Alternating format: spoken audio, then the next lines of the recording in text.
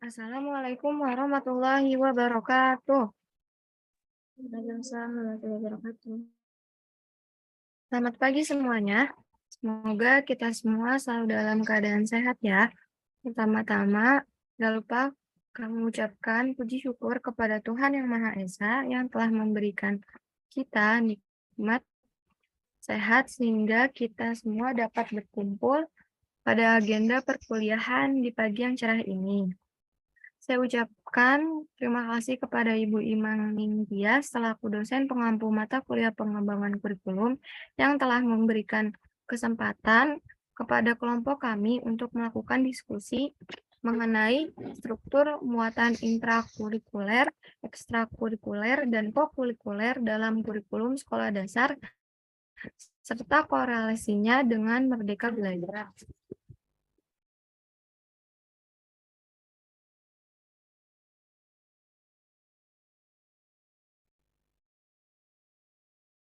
Namun sebelum itu, izinkan kami memperkenalkan diri terlebih dahulu. Perkenalkan, nama saya Nanda Fitria selaku moderator yang akan memimpin diskusi pada hari ini. Adapun anggota kelompok 10 lainnya yaitu Lestri Nugrahaningwidi dan Saidah Kamilah. Langsung saja kita mulai diskusi pada hari ini. Kepada Resti dipersilakan. Terima kasih moderator. Baik, pertanyaan pertama yaitu, apa saja struktur muatan intrakurikuler dalam kurikulum sekolah dasar? Yang mau menjawab, raise hand terlebih dahulu ya. Terima kasih. Baik, Putri, silakan. Baik, terima kasih Putri. Saya akan menjawab pertanyaan nomor 1. Apa saja struktur muatan intrakurikuler dalam kurikulum sekolah dasar? Maaf, Putri, suaranya kurang terdengar. Apakah sudah terdengar? Ya, sudah. Baik. Struktur muatan intrakurikuler dalam kurikulum SD mengacu pada isi atau konten pembelajaran yang harus dipelajari oleh siswa pada setiap mata pelajaran. Muatan intrakurikuler pada tingkat SD meliputi berbagai mata pelajaran, seperti matematika, IPA, IPS, bahasa Indonesia, seni budaya, olahraga, agama, dan lain sebagainya. Terima kasih. Baik, terima kasih Putri. Apakah ada yang ingin menjawab lagi?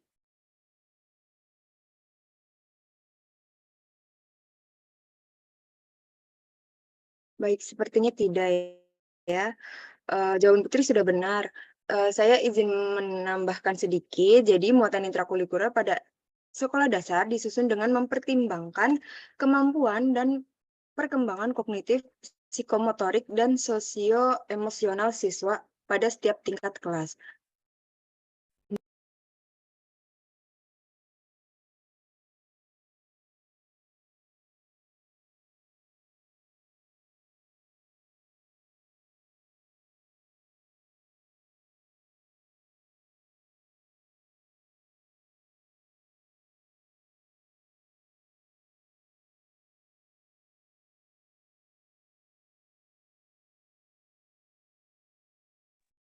Baik, selanjutnya pertanyaan kedua, bagaimana contoh implementasi muatan intrakurikuler dalam kurikulum sekolah dasar?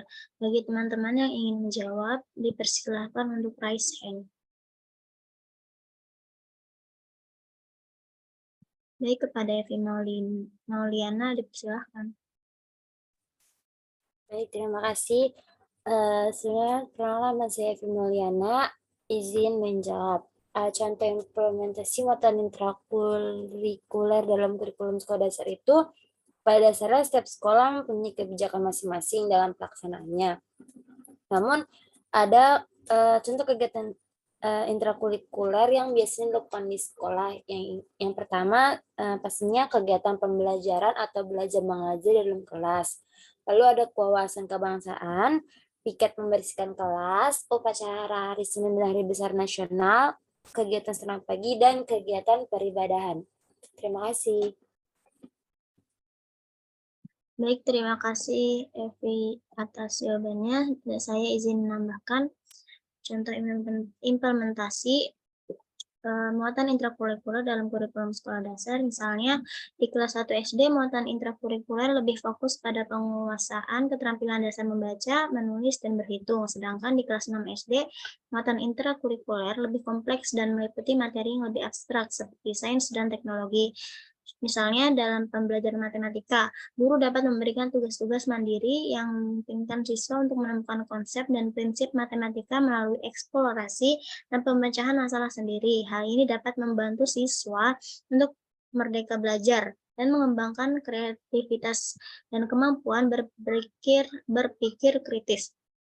Dalam hal ini, korelasi antara muatan intrakurikuler dengan merdeka belajar menjadi penting untuk menciptakan lingkungan pembelajaran yang efektif dan menyenangkan bagi siswa.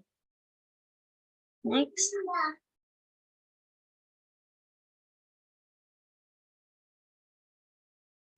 Baik, pertanyaan ketiga yaitu apa yang dimaksud dengan program ekstrakurikuler? Bagi teman-teman yang ingin menambahkan, silakan raise hand terlebih dahulu. Yang ingin menjawab.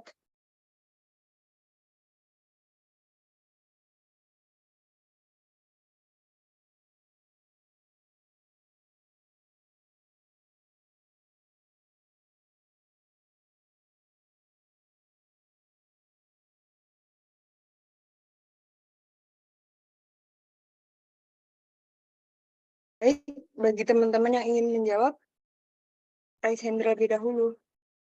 Terima kasih.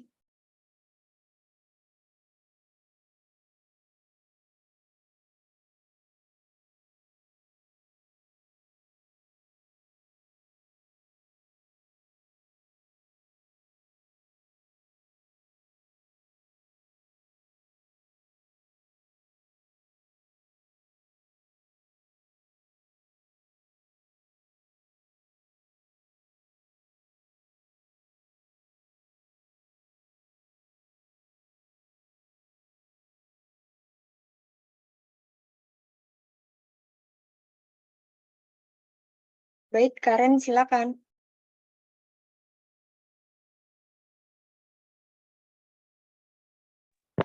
Baik, terima kasih moderator.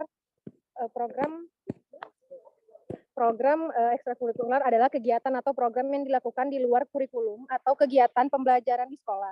Kegiatan ekstrakurikuler ini bisa berupa kegiatan sosial, seni, olahraga, bahasa, sains, teknologi, dan lain sebagainya. Kegiatan ekstrakurikuler diadakan untuk memberikan kesempatan kepada siswa untuk mengembangkan minat, bakat, dan keterampilan yang tidak dapat diperoleh dalam pembelajaran kelas. Selain itu, kegiatan ekstrakurikuler juga dapat membantu siswa dalam mengembangkan kepribadian, kemandirian, kerjasama tim, dan tanggung jawab sosial. Terima kasih. Baik, terima kasih. Apakah dari teman-teman yang lain ada yang ingin menjawab lagi?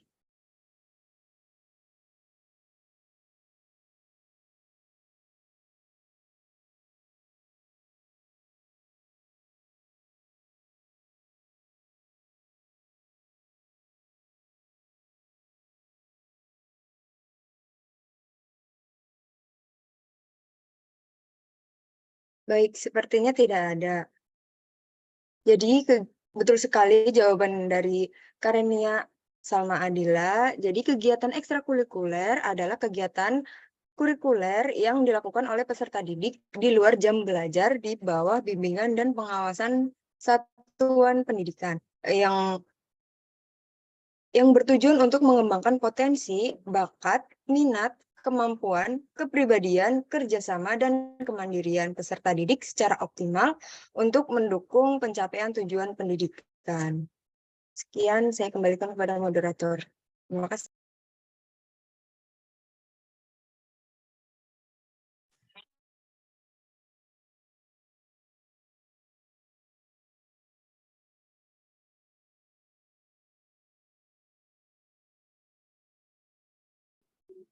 Baik, pertanyaan selanjutnya adalah sebutkan apa saja kegiatan ekstrakurikuler yang dapat dilakukan dalam implementasi kurikulum Merdeka. Pada teman-teman yang ingin menjawab, dipersilakan untuk raise hand.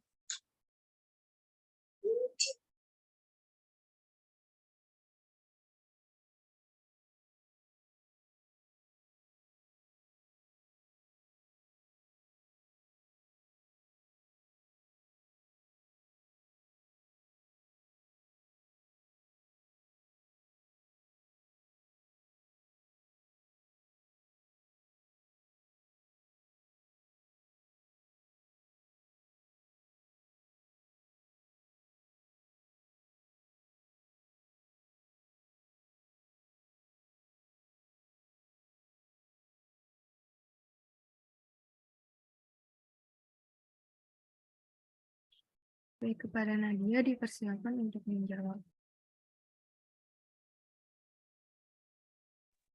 Baik. Menurut saya ada banyak ya. Sebelumnya saya izin off cam karena sedang berkendala. Menurut saya ada banyak jenis kegiatan ekstrakurikuler yang bisa gitu dilakukan pada kurikulum Merdeka. Baik itu bidang sains, seni, teknologi, humaniora, olahraga, bahasa, dan kepanduan. Contohnya kalau kepanduan itu seperti pramuka.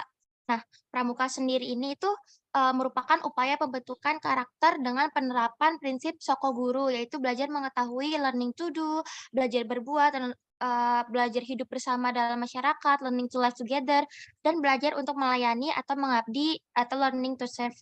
Berbagai keterampilan membentuk karakter dan menjadikan tunas-tunas bangsa dan menjadi sebagai tunas bangsa seutuhnya. Nah, pramuka ini ekstrakurikuler yang bisa memanusiakan manusia secara komprehensif integral, maksudnya utuh menyeluruh.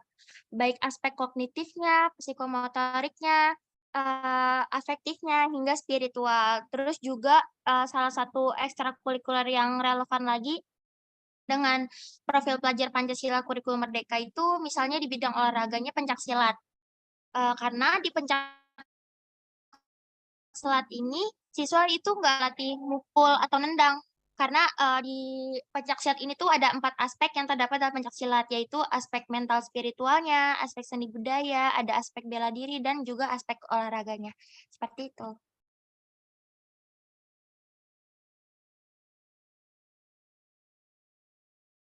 Baik, terima kasih kepada Nadia. Apakah teman-teman yang lain ada yang ingin menjawab kembali?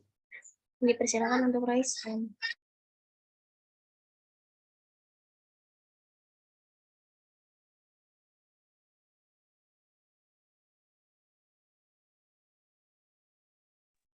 Baik, jika tidak ada, saya izin menambahkan dari jawaban Nadia sudah benar. Contoh implementasinya itu ada pramuka dan kegiatan pencaksilat. Selain itu, saya ingin menambahkan beberapa kegiatan ekstrakurikuler yang dapat dilakukan dalam implementasi kurikulum Merdeka, yaitu dalam mengimplementasikan kurikulum Merdeka, ada banyak kegiatan ekstrakurikuler yang dapat dilakukan oleh sekolah. Salah satunya itu ada live-in di tempat lain yang dapat memberikan nilai penting pada siswa. Kegiatan live-in bermanfaat untuk melatih penghargaan pada kelompok dan budaya lain, pengembangan semangat multibudaya. Selanjutnya itu ada studi wisata di luar sekolah, seperti ke pantai, ke perusahaan, pusat ilmu, museum sains, dan lain-lain. Selanjutnya ada kepelatihan musik, tari, bela diri, lukis, drama, dan lain-lain. Selanjutnya ada dapat dilakukan di lingkup sekolah bila fasilitasnya ada, bila tidak ada fasilitasnya dapat dilakukan di sanggar atau pusat seni milik lembaga lain. Terima kasih. Next.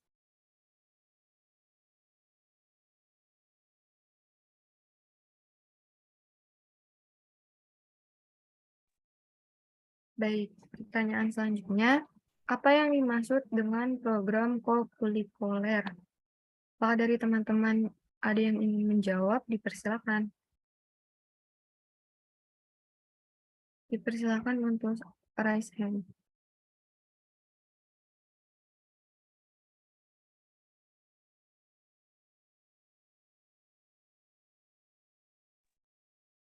Oke, Aura dipersilakan untuk menjawab.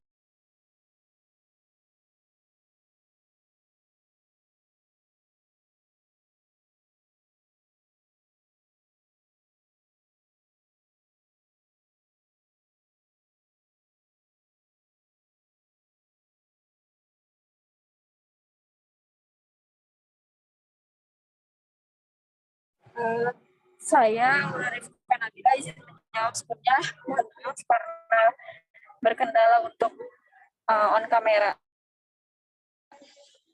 Menurut saya, program kokurikuler merupakan program yang dilakukan untuk menambah pengetahuan siswa dan menguatkan materi pelajaran yang diberikan di kelas. Kegiatan kokurikuler dilaksanakan secara maksimal untuk meningkatkan kemampuan siswa dan membantu memahami apa yang diajarkan melalui kegiatan intrakurikuler. Contoh dari kegiatan kokurikuler yang biasa dilakukan yaitu mengunjungi museum, melakukan dharma wisata ke tempat-tempat wisata edukasi, mengunjungi komunitas tertentu, dan masih banyak lainnya. Terima kasih. Ya, terima kasih kepada Aura. Apakah teman-teman lain ada yang ingin menambahkan jawaban?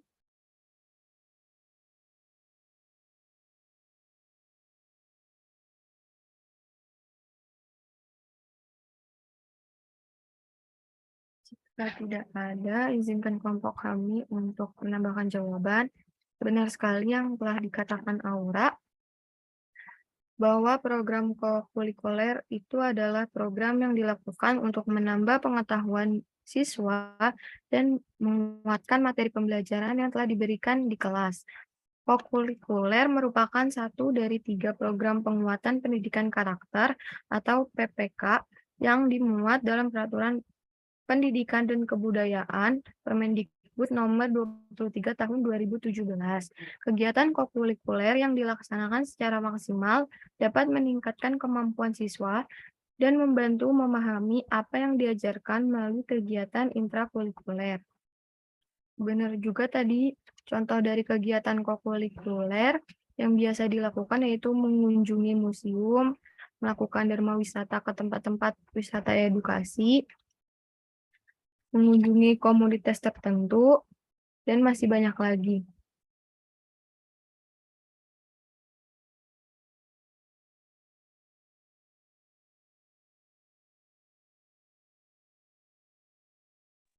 Baik, untuk pertanyaan selanjutnya itu, sebutkan prinsip-prinsip program kurikuler. Bagi teman-teman yang ingin menjawab, silakan raise hand terlebih dahulu.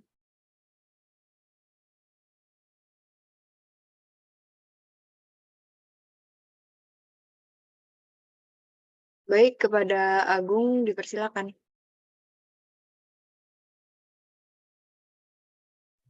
Baik, terima kasih kepada MC kelompok 10 telah memberikan kesempatan saya untuk menjawab dan menyebutkan prinsip-prinsip program kurikuler.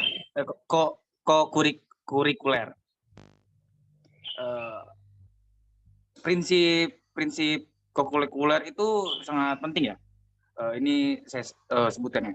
Yang pertama, yang satu, tugas kokurikuler hendaknya jelas dan sesuai dengan KD, kompetensi dasar, atau IPK tertentu yang sedang dipelajari. Yang kedua, kokurikuler harus menunjang langsung intrakurikuler dan kepentingan belajar peserta didik dengan penekanan pada konteks yang lebih nyata. Yang ketiga, kokurikuler dirancang di awal semester dengan memperhatikan karakteristik peserta didik, kondisi daerah, potensi sekolah, dan tidak diskriminatif. Yang keempat, kokurikuler mengakomodasi pembelajaran tematik terpadu, keterpaduan lintas mata pelajaran, dan keberagaman budaya. Yang kelima, kegiatan yang dirancang sesuai dengan kepentingan peserta didik dan lingkungan pada masa kini dan masa yang akan datang. Selanjutnya, juga didukung oleh monitoring, program yang menekankan pada fisik dan psikis peserta didik itu. Dan juga memperhatikan ketiga, keselamatan, ketertiban, kesehatan, dan keselamatan kerja. Terima kasih.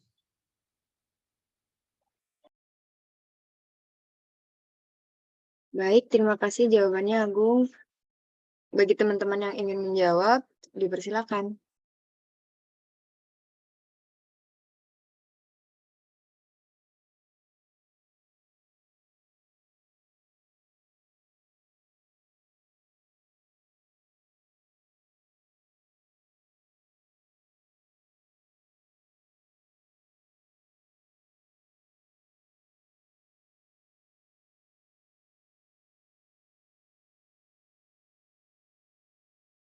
Baik, sepertinya tidak ada. Saya izin menambahkan yaitu prinsip-prinsip dari kokurikuler.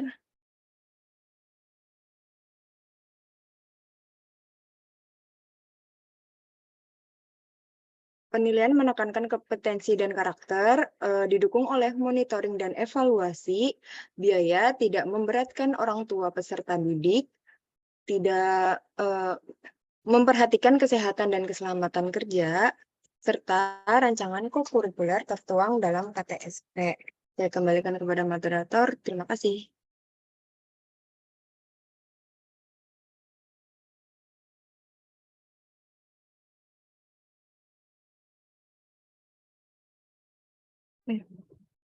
Terima kasih kepada pemateri dan teman-teman semua yang sudah menjawab. Alhamdulillah, telah selesai sesi diskusi pada hari ini. Masih satu lagi. Oh iya, Ya, saya ambil alih ya. Pertanyaan selanjutnya ada sebutkan apa saja contoh kegiatan kokurikuler untuk jenjang pendidikan sekolah dasar. Bagi teman-teman yang ingin menjawab, dipersilakan untuk raise hand.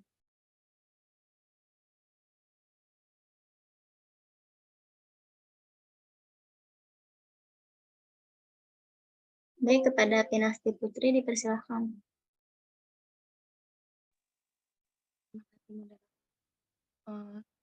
Contoh-contoh kegiatan kokurikuler di SD itu yang pertama ada Calistung. Dengan program Calistung, siswa diharapkan dapat memperdalam cara baca mereka, cara menulis, dan juga cara berhitung. Terus program Calistung ini juga bisa dilakukan untuk siswa kelas 1, 2, dan 3 untuk menunjang pembelajaran reguler mereka. Terus yang kedua juga ada Festival Karya Anak. Festival Karya Anak bisa dilakukan dengan menampilkan hasil karya siswa yang sudah dibuat. Selain itu, Festival Karya Anak ini juga bisa menampilkan bakat dari peserta didik. Terus yang ketiga ada bakti sosial. Aktivitas ini dapat dilakukan di lingkungan sekitar sekolah untuk membantu orang-orang yang kurang mampu dengan membersihkan lingkungan dan juga mengumpulkan dana. Terus yang selanjutnya ada proyek kecerdasan finansial. Siswa ditugaskan untuk membuat celengan dan menabung setiap hari. Proses menabung bisa dilakukan di rumah atau sekolah. Terima kasih. Baik, terima kasih kepada Pinasti Putri. Kepada teman-teman lainnya yang ingin menjawab, dipersilakan untuk raise hand.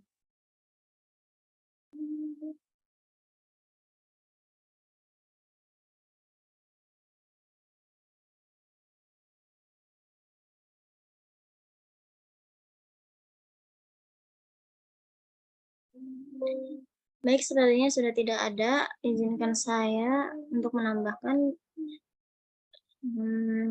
seperti yang sudah dipaparkan oleh Pinasti, ada contoh-contoh kegiatan kokurikuler SD yaitu Calistung, Festival Karya Anak, Bakti Sosial, dan Proyek Kecerdasan Finansial.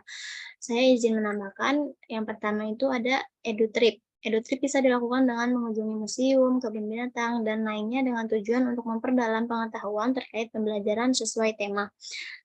Contoh lainnya yaitu mengunjungi museum seperti Cagar Budaya. Banyak hal yang dapat peserta didik pelajari saat di museum. Museum dapat menjadi tempat bagi siswa untuk belajar secara visual dan interaktif. Berkunjung ke museum dapat meningkatkan keterampilan pengamatan, kepekaan, dan fokus siswa. Selain itu, mengunjungi berbagai artefak dan koleksi sejarah dapat meningkatkan rasa ingin tahu mereka dan apresiasi siswa terhadap peninggalan para leluhur. Contoh selanjutnya yaitu mengikuti pelatihan dengan komunitas peduli lingkungan dan literasi. Dengan mempelajari cara mengelola dan memanfaatkan limbah, siswa dapat menjadi pelopor peduli lingkungan untuk kebertahanan berkelanjutan. Melalui kegiatan ini, siswa dapat berperan dalam program pemulihan hutan, memilah sampah, dan melakukan penyuluhan tentang perlunya menjaga lingkungan hidup. Saya kembalikan kepada moderator.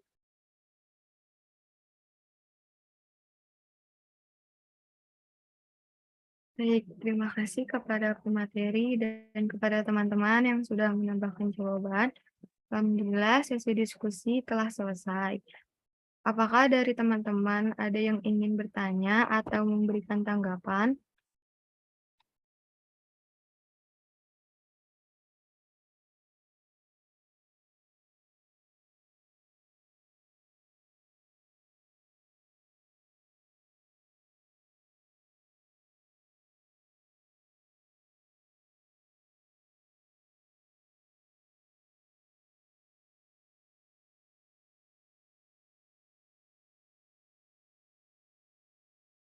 Baik, jika tidak ada, alhamdulillah kami ucapkan terima kasih kepada Ibu Iman Tias atas bimbingannya dan juga kepada teman-teman semua yang telah aktif dalam diskusi hari ini.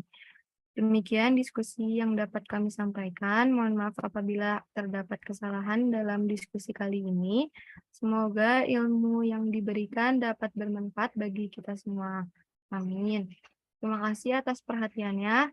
Wassalamualaikum warahmatullahi wabarakatuh. Waalaikumsalam warahmatullahi wabarakatuh.